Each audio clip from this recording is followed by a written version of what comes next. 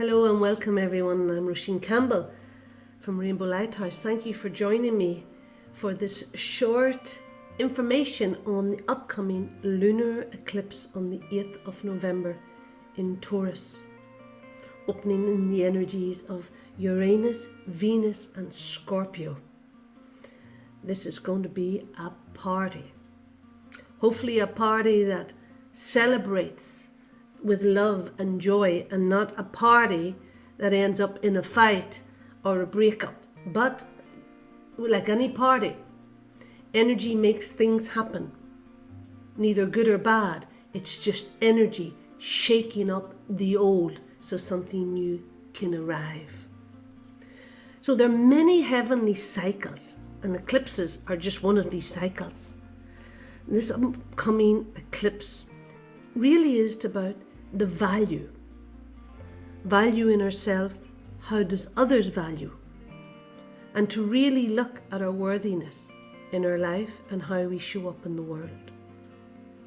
When a lunar eclipse is taking place, the shadow of the earth falls across the face of the moon, really meaning the shadow within our earthly body is being illuminated by the cosmic light,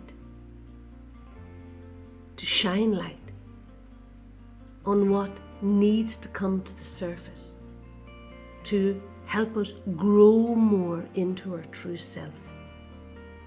Eclipses really bring old energies to completion, old thoughts, old programming, old states of being, old structures. It really says, time to let go now.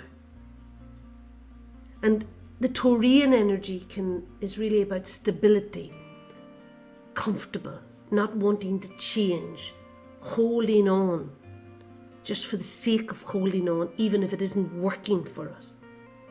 Well, this eclipse brings permanent change to these karmic lessons in society. This eclipse really is going to rock our boat of our life, and then some lives will be capsized. But like any capsize, it has to happen. We don't want to fall out of the boat, but sometimes we need to fall out of the boat to wake up and come up for air and save ourselves. So there's a lot of light transmitting here, a lot of vibrational rays entering the south and north nodes, bringing emotional, mental, physical shifts in the world and down into our personal lives. The nodes are the karmic points of destiny.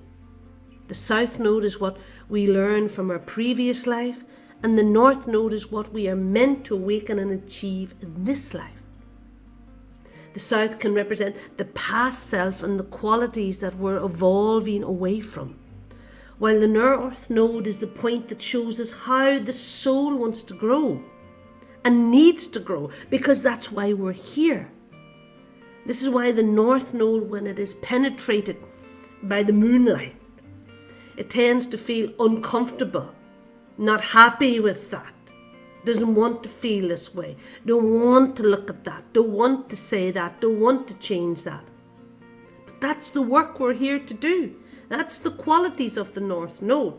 It ultimately wants to bring us fulfillment, but to bring us fulfillment, it needs to shake us up, wake us up, break us up.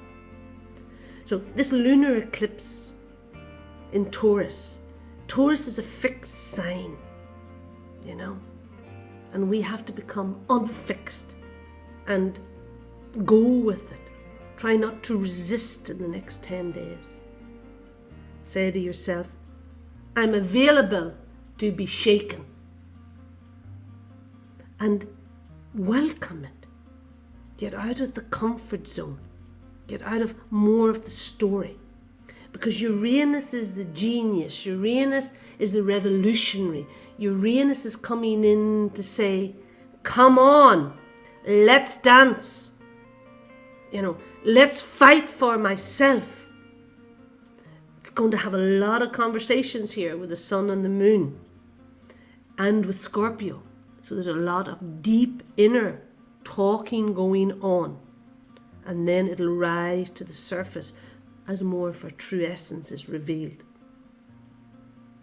So when we think about the moon and the moonlight, it's about the mothering of ourselves. How are we mothering self? Forget about our earth mother, but how are we mothering ourselves? How are we treating ourselves? How are we caring for ourselves? How are we loving ourselves? And wherever we're not caring or loving ourselves, let that lunar eclipse light penetrate that old self so it breaks free, breaks down, and lets you come out to love yourself.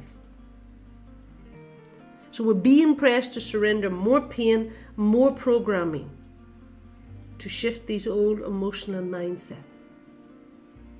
You know, the moon is the feminine part of the psyche.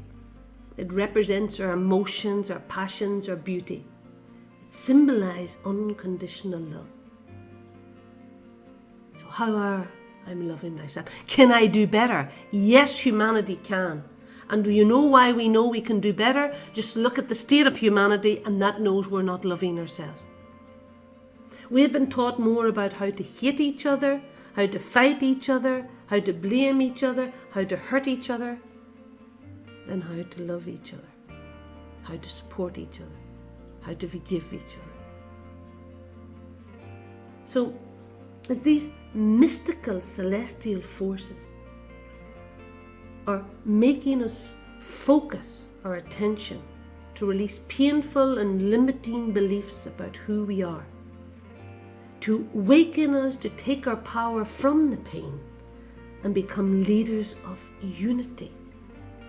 And as we become more spiritually aware of what is needed to heal ourselves and others, is the awakening of more of who I'm meant to be, not who I'm pretending to be.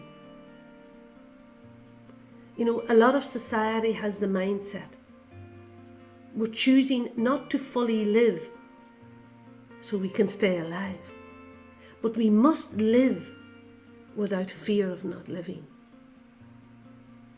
A reprogramming of the sun and the moon's frequencies as Uranus and Scorpio and Venus activate more celestial light to break us, to shake us, to live without fear or regret.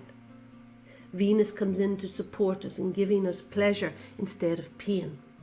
Scorpio goes into our past incarnations and brings out more of our truth before we are indoctrinated by these mental societies and programming.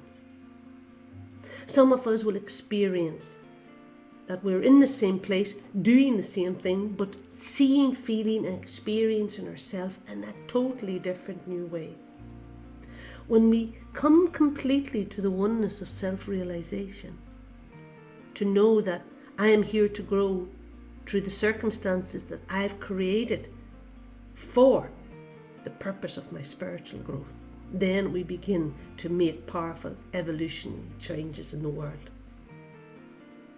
When we become more awakened, we awaken more of the world. That's the only action we need to heal humanity, is to become more awakened.